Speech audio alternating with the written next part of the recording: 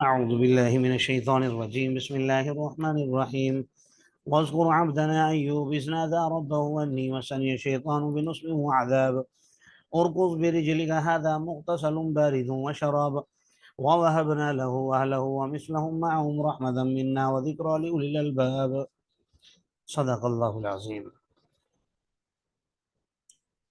اور یاد کیجئے ہمارے بندے ایوب علیہ السلام کو، جب انہوں نے اپنے رب کو پکارا انی مسنی شیطان بنصب وعذاب، کہ مجھے شیطان کی طرف سے تکلیف پہنچی ہے اور غم لاحق ہوا ہے۔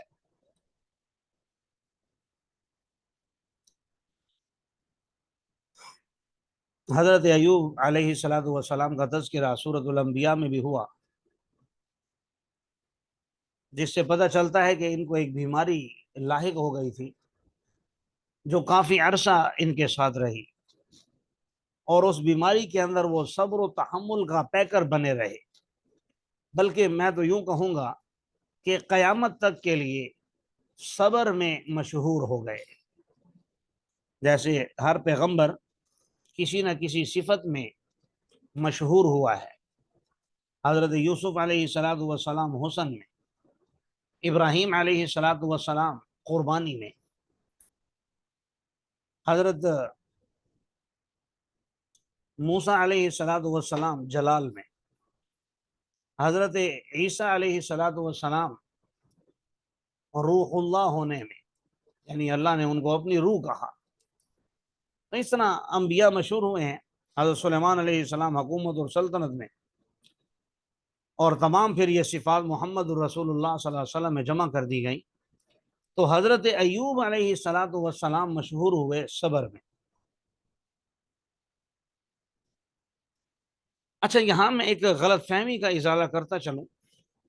ہم بھی بچپن میں سنتے تھے، آپ حضرات نے بھی سنا ہوگا کہ حضرت ایوب علیہ السلام کو کوئی بیماری لاحق ہو گئی تھی، اور جسم میں جو ہے دانے نکل آئے تھے، اور دانوں کے اندر کیڑے پڑ گئے تھے، اور وہ کیڑے جب باہر نکلتے تھے تو وہ اٹھا کر ان کو اندر رکھ لیتے تھے۔ اس طرح کی باتیں، یہ سب من گھڑت روایات ہیں۔ یاد رکھیے، اللہ کسی بھی پیغمبر کو ایسی تکلیف دے ہی نہیں سکتا کہ جس سے لوگ اس سے نفرت کرنے لگ جائیں۔ ان کے بارے میں یہ بھی ہے کہ سب ان سے نفرت کرتے تھے، سب ان سے دوری اختیار کر لی، اور پھر جو ہے نا صرف ان کی بیوی ان کے ساتھ رہی۔ ٹھیک ہے، وہ ان کے ساتھ رہی، ان کی خدمت کی، اس میں کوئی شک و شبہ نہیں، لیکن یہ کہنا کہ باقی سب نفرت کی وجہ سے دور ہو گئے، تو ایسا نہیں ہے۔ اللہ تعالیٰ کسی بھی پیغمبر کو ایسی تکلیف نہیں دیتا کہ جس سے گن آنے لگے، نفرت ہونے لگے، ایسا ممکن نہیں ہے۔ باقی کیا تکلیف تھی، تو میں نے آپ کو پہلے ایک اصول دیا ہوا ہے، بس اسی کو سنبھال لیجئے۔ اب ہیمو ما ابہم اللہ، بھئی اللہ نے جب اس بیماری کی وضاحت نہیں کی تو ہمیں کیا ضرورت ہے اس شکر میں پڑھنے کی؟ ہماری کون سی آخرت اس مسئلے پر موقوف ہے کہ کون سی بیماری تھی؟ جو بھی تھی، ہمیں یہ سبق ملتا ہے کہ جب اللہ کی طرف سے کوئی بیماری آ جائے، کوئی تکلیف آ جائے، پریشانی آ جائے، تو پھر اس میں صبر سے کام لینا ہے، اس میں پھر بے حوصلہ نہیں ہونا، اس میں بے حوصلہ نہیں ہونا، اللہ تعالیٰ کی ناشکری نہیں کرنی، ایسی کوئی حرکت نہیں کرنی جس سے اللہ تبارک و تعالیٰ ناراض ہوں، خفا ہوں۔ تو ارقص برجلک، جب بیماری حد سے بڑھی اور شیطان کی طرف سے فرمائشیں ہونے لگی کہ بھائی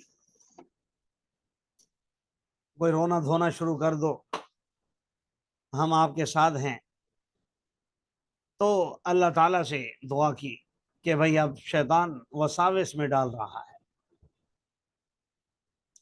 تو اللہ تبارک و تعالیٰ ظاہر ہے اپنے نیک بندوں کے لیے انتظام فرماتے ہیں۔ انتظام فرمایا ارقص برجلک، آپ جہاں ہیں وہاں اپنا پاؤں ماریے۔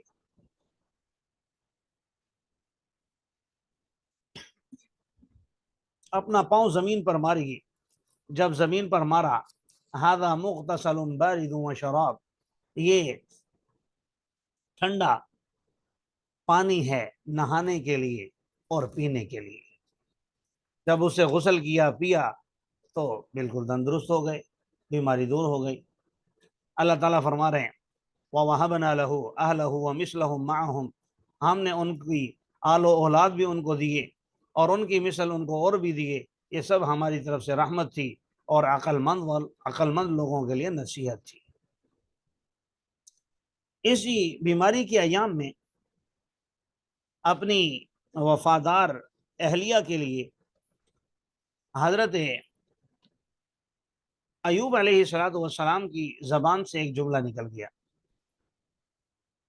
اس کے حوالے سے بھی مختلف روایات بیان کی جاتی ہیں، مثلا کہ انہوں نے اپنے بالوں کا کچھ حصہ کاٹ کر بیچا اور ان کے لیے کھانے کا انتظام کیا۔ اس زمانے میں بکتے تھے بال، آج بھی بکتے ہیں۔ تو اس پر انہوں نے ناراضگی کا اظہار کرتے ہوئے فرمایا کہ میں تمہیں 100 کوڑے ماروں گا۔ اب جب بیماری سے صحت یاب ہوئے تو اب کہا کہ بھائی اب کیا کروں، قسم بھی کھائی ہے لیکن وفادار بیوی ہے، مار بھی نہیں سکتے۔ تو اللہ تبارک و تعالیٰ نے فرمایا آپ ایسا کیجئے، خذ بیدک ضغثا فاضرب به ولا تحنث، اپنی قسم کو پورا کرنے کے لیے اپنے ہاتھ میں جھاڑو کے تنکے لے لیجئے اور اس سے اسے مار لیجئے۔ اس طرح آپ حانث بھی نہیں ہوں گے، یقیناً ہم نے ان کو صبر کرنے والا پایا۔ نعم العبد انہ اواب، بہترین آدمی تھے، اللہ کی طرف رجوع کرنے والے تھے۔ اور یاد کیجئے ہمارے بندوں کو، ابراہیم، اسحاق، یعقوب علیہم السلام کو، یہ سب کے سب ہاتھوں والے تھے، یعنی اور آنکھوں والے تھے۔ اس سے مراد ظاہری آنکھیں نہیں ہیں، اس سے بصارت مراد ہے، بصارت اور بصیرت۔ یہ لوگ صاحب بصارت بھی تھے اور صاحب بصیرت بھی تھے۔ اور آئی کا میں پہلے آپ کو بتا چکا ہوں کہ یہ طاقت سے عام طور پر اسے تعبیر کیا جاتا ہے، اور یہاں بعض علماء نے نیک اعمال سے بھی لکھا ہے، کیونکہ انسان ظاہر عام طور پر جو اعمال صالحہ کرتا ہے اپنے ہاتھ سے کرتا ہے۔ ان اخلصناہم بخالصۃ ذکر الدار، یقیناً ہم نے انہیں ایک خاص وصف کے لیے چن لیا تھا، خالص ایک خاص وصف کے لیے ہم نے ان کو چن لیا تھا، اور وہ خاص وصف تھا آخرت کی یاد، ذکر الدار، آخرت کی یاد۔ وَإِنَّهُمْ عِنْدَنَا لَمِنَ الْمُصْطَفَيْنَ الْأَخْيَارِ، یقیناً وہ ہمارے نزدیک چنے ہوئے پسندیدہ بندوں میں سے تھے۔ اور یاد کیجئے اسماعیل، یسع اور ذوالکفل علیہم السلام کو، یہ تمام کے تمام بھی نیک لوگوں میں سے تھے۔ حضرت اسماعیل علیہ السلام کا تذکرہ تو آپ سنتے رہتے ہیں۔ حضرت یسع علیہ السلام کا یہاں قرآن پاک کے اندر 2 جگہ پر ان کا ذکر آیا ہے، ایک تو یہاں پر آپ کے سامنے اور ایک غالباً سورۃ الانعام میں، اور دونوں جگہ صرف آپ کا نام ذکر کیا گیا ہے، آپ کے بارے میں کوئی تفصیلات نہیں بتائی گئی۔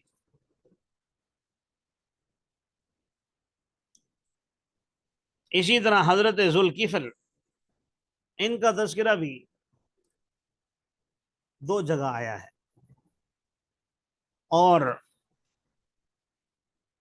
بعض مفسرین نے ان کو حضرت یسع علیہ السلام کا خلیفہ اور نائب قرار دیا ہے کہ یہ ان کے ساتھیوں میں سے تھے۔ بہرحال یہ نیک لوگ تھے، انبیاء تھے۔ مطالبہ ہم سے یہ ہے کہ بھائی جب بھی کوئی تکلیف آئے تو ان لوگوں کو یاد کر لیا کرو کہ ان لوگوں نے کتنی تکلیفوں میں، کتنی مشقتوں میں وقت گزارا اور اللہ کی دین کی سربلندی کے لیے کام کرتے رہے۔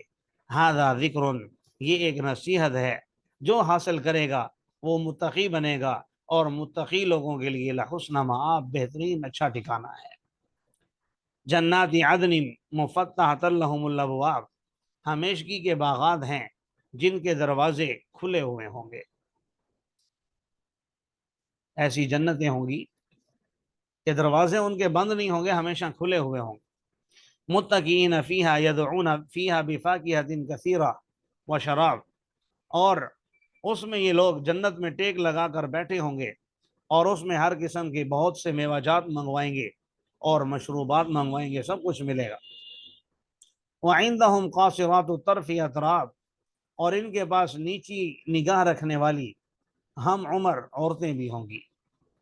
ھذا ما توعدون لیوم الحساب، یہ وہ چیز ہے جس کا تم سے حساب کے دن وعدہ کیا گیا تھا۔ اور یاد رکھو ان ھذا لرزقنا، یہ ہمارا عطا کردہ رزق ہے، یہ تمہارا اپنا کمایا ہوا نہیں ہے، یہ ہماری طرف سے تمہیں ملا ہے، لہذا ما لہ من نفاد، یہ کبھی ختم نہیں ہوگا، یہ کبھی زائل نہیں ہوگا، کبھی اسے زوال لاحق نہیں ہوگا، یہ ہمیشہ رہے گا۔ تم نے جو کمائیاں کی تھی دنیا میں وہ تو ختم ہو گئی، انسان جتنا بھی کما لے، کماتا ہے تو لگاتا بھی ہے، لگاتا ہے تو وہ ظاہر خرچ ہو جاتا ہے۔ تو فرمایا یقیناً یہ ہمارا دیا ہوا رزق ہے جس کو زوال نہیں ہے۔ یہ تو حال ہوگا نیک لوگوں کا جو انبیاء کے طریقے پر چلے گے، ان کے لیے یہ سب تفصیلات ہیں۔ اچھا، ایک طرف تو یہ ہے حاضہ، دوسری طرف وَإِنَّ لِلطَّاغِينَ لَشَرَّ مَآب، یقیناً یقیناً سرکش لوگوں کے لیے برا ٹھکانہ ہے۔ وہ برا ٹھکانہ کیا ہے؟ جہنم، جہنم میں وہ داخل ہوں گے۔ فبئس المہاد، جو بہت ہی برا ٹھکانہ ہے، بری رہنے کی جگہ ہے۔ میہاد ویسے بستر کو کہتے ہیں، لفظی ترجمہ ہوگا بدترین بستر ہے، لیکن مقصود یہی ہے کہ جہاں پر یہ آرام کریں گے، لیکن جہنم میں آرام کہاں ہوگا۔ اللہ تعالی ہم سب کی حفاظت فرمائے۔ فرمایا یہ سب تو ہوگا، ساتھ ساتھ ان کو اس میں یہ چکھیں گے حمیم، کھولتا ہوا پانی، غساق اور پیپ، گندگی، وآخر من شکلہ ازواج، اور اس جیسے، اس شکل کے، اس طرح کے اور دوسرے بھی بہت سے عذابات ہوں گے۔ ھذا فوج مقتحم معکم لا مرحبا بہم انہم صالوا النار، یقیناً یہ لشکر تمہارے ساتھ جانے والا ہے جہنم میں، ان کو کوئی مبارکباد نہیں ہے، یقیناً یہ جہنم میں داخل ہوں گے۔ یہاں جو فرمایا فوج مقتحم معکم، تمہارے ساتھ داخل ہونے والا ہے، اس کا مطلب یہ ہے کہ دنیا میں دو قسم کے لوگ ہیں، ایک ماننے والے اور ایک جن کو مانا جاتا ہے۔ تو اہل جہنم جب اپنے پیروکاروں کو دیکھیں گے، جن کی ہم اتباع کرتے تھے، جن کے پیچھے ہم چلتے تھے، تو اللہ تعالیٰ فرمائیں گے تم ان کو بہت بڑا سمجھتے تھے، یہ بھی تمہارے ساتھ جہنم میں جانے والے ہیں۔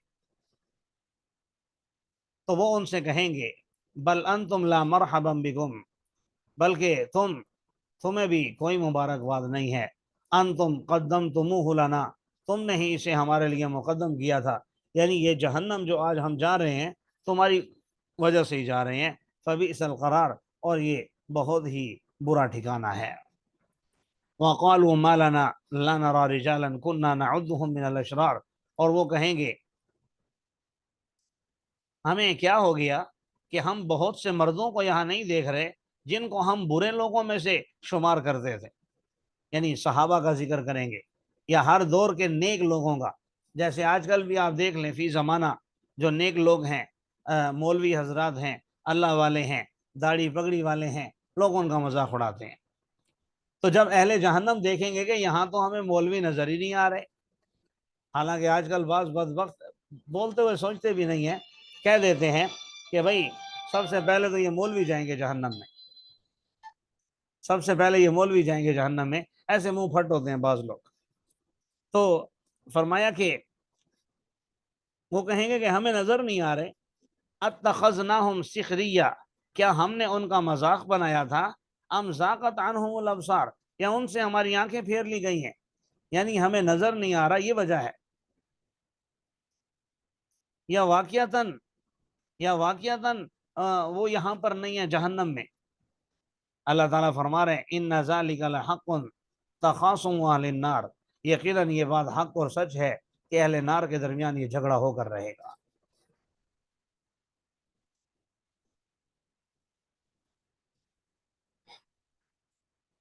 میرے خیال سے پورا کر لیتے ہیں سورت کو، آسان ہے، دیکھ جی لیجئے۔ جی قل استاد۔ انما انا منذر، آپ کہہ دیجئے سوائے اس کے نہیں۔ اچھا، یہاں تک تو انبیاء کا ذکر کر کے رسول اللہ صلی اللہ علیہ وسلم کو تسلی تھی کہ آپ پریشان نہ ہوں، دیکھیے فلاں نبی کے ساتھ کیا ہوا، فلاں نبی کے ساتھ کیا ہوا۔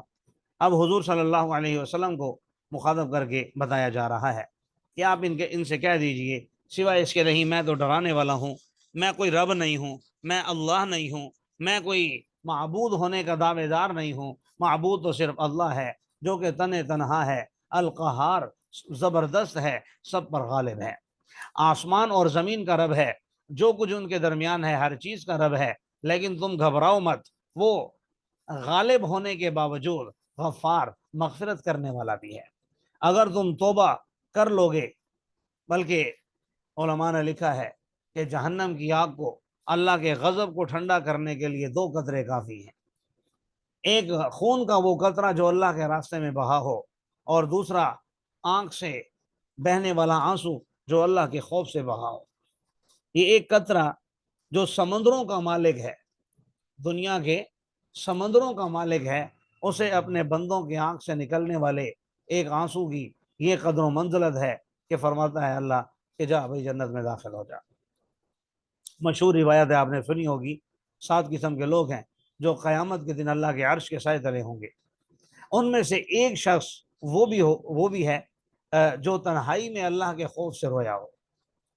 اللہ ہمیں ایسی آنکھیں عطا فرمائے جو تنہائی میں اللہ کے خوف کی وجہ سے رو پڑیں۔ ہمارے دل تو سخت ہو چکے ہیں، ہماری آنکھوں میں آنسو آتے ہی نہیں ہیں، یا پھر ہمیں اللہ کے سامنے گڑ گڑانا نہیں آتا۔ قل ہوا نبأ عظیم، آپ کہہ دیجئے یہ ایک بہت بڑی خبر ہے، کوئی چھوٹی موٹی بات نہیں ہے جس کو تم ہلکے میں لے رہے ہو۔ بھئی قیامت، آج کل اللہ معاف فرمائے، بعض مسلمانوں کی زبان سے ہم سنتے ہیں قیامت آئے گی تو دیکھا جائے گا، بعض کہتے ہیں جب مریں گے پھر دیکھ لیں گے۔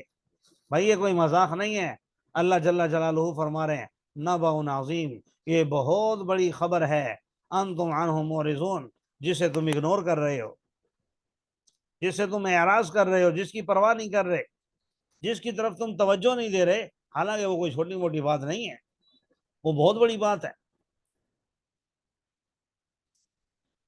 اسی طرح نبأ عظیم سے قیامت کے ساتھ ساتھ بعض مفسرین نے لکھا رسول اللہ صلی اللہ علیہ وسلم کی نبوت بھی مراد ہے، کیونکہ یہ خطاب مشرکین مکہ کو ہے اولاً، اور وہ آپ کی، ٹھیک ہے قیامت کا انکار کرتے تھے ہر چیز کا، لیکن سب سے پہلے تو آپ کی نبوت کا انکار کرتے تھے، اس سے اعراض کرتے تھے۔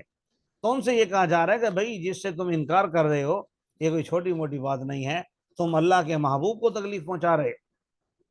ما کان لی من علم بالملأ الاعلی اذ یختصمون، حضور صلی اللہ علیہ وسلم فرما رہے ہیں کہ بھائی مجھے عالم بالا کی، اوپر کی مجلس کا کچھ علم نہیں ہے جب وہ آپس میں تکرار کرتے ہیں، جب آپس میں سوال و جواب کرتے ہیں، یعنی فرشتے جو آپس میں باتیں کرتے ہیں مجھے اس کے بارے میں کچھ معلوم نہیں ہے۔ کہ آدم علیہ السلام کا آگے تخلیق کا تذکرہ ہے جو پہلے پارے میں آپ پڑھ چکے ہیں، تو اسی حوالے سے بھئی کیا تذکرہ ہوا فرشتوں کا آپس میں، مجھے اس کی کوئی خبر نہیں، مجھے تو یہ سب کچھ میرے رب نے بتایا، ان یوحى الی الا انما انا نذیر مبین، نہیں ہے وہ مگر وہی جو میری طرف کی جاتی ہے اس بات کی کہ میں واضح طور پر ڈرانے والا ہوں۔ یاد کیجئے جب آپ کے رب نے فرشتوں سے کہا میں ایک انسان پیدا کرنے والا ہوں مٹی سے، جب میں اسے بنا لوں اور اس میں اپنی طرف سے روح پھونک دوں فقعوا لہ ساجدین، تو تم اس کے سامنے سجدے میں گر جانا۔ تمام فرشتوں نے سجدہ کیا مگر ابلیس نے، اس نے تکبر کیا، وکان من الکافرین، اور وہ تھا ہی کافروں میں سے۔ ابلیس کہنے لگا قال یا ابلیس، اللہ تعالیٰ نے ابلیس سے کہا اے ابلیس تجھے کس چیز نے روکا اس بات سے کہ تو اس کو سجدہ کرے جس کو میں نے اپنے ہاتھوں سے بنایا؟ کیا تم نے تکبر کیا؟ تکبر کی وجہ سے نہیں کر رہے؟ ام کنت من العالین، یا تم اس سے زیادہ بلند درجے والے ہو، یعنی تمہیں لگ رہا ہے کہ مجھے سجدہ نہیں کرنا چاہیے؟ تو اس نے دوسری شک اختیار کرتے ہوئے کہا انا خیر منہ، میں اس سے بہتر ہوں، آپ نے مجھے آگ سے پیدا کیا، آگ کا کام اوپر اٹھنا ہے، اور مٹی سے اس کو پیدا کیا، مٹی کا کام نیچے گرنا ہے۔ مٹی زمین پر ہوتی ہے، آگ اوپر کی طرف اٹھتی ہے، آسمان کی طرف، میں بلند ہوں اسے۔ فرمایا فخرج منہا فإنک رجیم، یہاں سے دفع ہو جاؤ، یقیناً تم راندہ درگاہ کر دیے گئے ہو، تم مردود ہو، تمہاری تمام عبادتیں، ریاضتیں، تقوی اور طہارت، سارے سجدے۔ روایات میں آتا ہے کہ یہ بڑا عبادت گزار تھا ابلیس، بہت اللہ والا تھا، لیکن بات وہی ہے، اللہ والا بننے کے لیے علماء نے لکھا 4 عین ضروری ہیں، اس میں 3 عین تھے، ایک نہیں تھا۔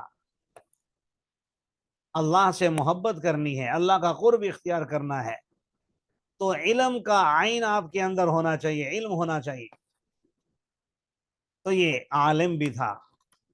دوسری چیز اللہ کی معرفت ہونی چاہیے، یہ عارف باللہ بھی تھا۔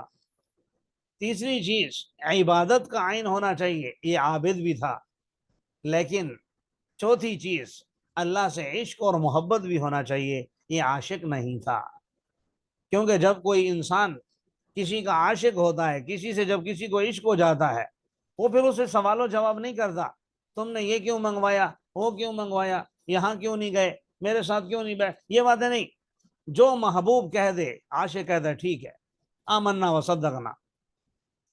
تو اگر اسے اللہ سے عشق ہوتا تو یہ نہ کہتا کہ بھائی میں اس سے بہتر ہوں، بلکہ اتنی بات تو طے ہے کہ جو حکم دینے والا ہوتا ہے، حکم بھلے چھوٹا سا ہو، آپ کے بہت بڑے بڑے حضرات ہیں ماشاءاللہ پڑھنے والے، اب آپ کے بچے بھی ہیں، لیکن اگر آپ کے والد آپ سے کہتے ہیں بھائی پانی پلاؤ، اب آپ کہو کہ بھئی یہ تو چھوٹا سا کام ہے میں کیوں کروں، آپ اپنی اولاد کو کہتے ہیں بھئی پانی پلا دو دادا کو، ظاہر ہے یہ بے ادبی ہوگی، یہ گستاخی ہوگی اپنے باپ کی، اپنے والدین کی یہ بے اکرامی ہوگی۔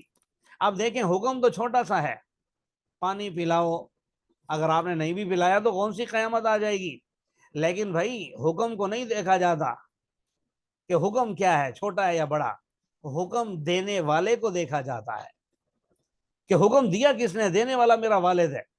تو اگر اس شیطان کو اللہ سے محبت ہوتی اور سمجھ بوجھ ہوتی تو ٹھیک ہے، حکم چھوٹا ہی صحیح، ویسے تو بڑا تھا، میں شیطان کے ذہن کے اعتبار سے کہہ رہا ہوں، غلط ہی صحیح، اور یہ آدم علیہ السلام سے برتر ہی صحیح، لیکن بھائی یہ تو دیکھتا کہ اللہ سے بڑا تو نہیں ہوں میں، حکم دینے والا کون ہے مجھے، لیکن نہیں دیکھا۔ فرمایا فخرج منہا، یہاں سے دفع ہو جاؤ، فإنک رجیم، تم یہاں سے بے دخل کر دیے گئے ہو، یاد رکھو میری لعنت تم پر قیامت کے دن تک برستی رہے گی۔ اب اس نے دیکھے، میں نے کہا تھا نا یہ عارف باللہ تھا، اللہ کو پہچانتا تھا، ایسے حالات میں کہا اے میرے رب مجھے مہلت دے دیجئے قیامت تک کے لیے۔ لفظی ترجمہ ہے اس دن، جس دن یہ سب اٹھائے جائیں گے اس دن تک مجھے مہلت دے دیجئے۔ تو اسے پتا تھا اللہ مجھے مہلت دیں گے، اور اللہ نے دے بھی دی۔ فرمایا فإنک من المنظرین، جاؤ مہلت دیے ہوں میں سے ہو، الی یوم الوقت المعلوم، ایک وقت معلوم تک، متعین دن تک۔ اب اس نے جو ہے پینترا بدلا اور کہا اللہ تو سب کچھ جانتے تھے، ہمیں بتانے کے لیے یہ چیزیں ذکر فرما رہے ہیں۔ فرمایا تیرے عزت کی قسم میں ان سب کو گمراہ کر دوں گا، الا عبادک منہم المخلصین، مگر تیرے مخلص بندے، اللہ ہمیں ان مخلصین میں سے بنا دے۔ اللہ تعالیٰ نے فرمایا کہ یہ بات حق ہے اور میں حق ہی کہا کرتا ہوں، میں ضرور بضرور جہنم کو بھر دوں گا تجھ سے اور تیرے متبعین سے۔ آپ کہہ دیجئے میں تم سے اس پر کسی اجرت کا سوال نہیں کرتا، میں تکلف کرنے والوں میں سے نہیں ہوں، ان ہوا الا ذکر للعالمین، نہیں ہے وہ مگر ایک نصیحت تمام جہان والوں کے لیے۔ وَلَا تَعْلَمُنَّ نَبَأَهُ حَتَّىٰ حِينٍ، ضرور بات ضرور آپ جان لیں گے ایک مدت کے بعد ان کی خبر۔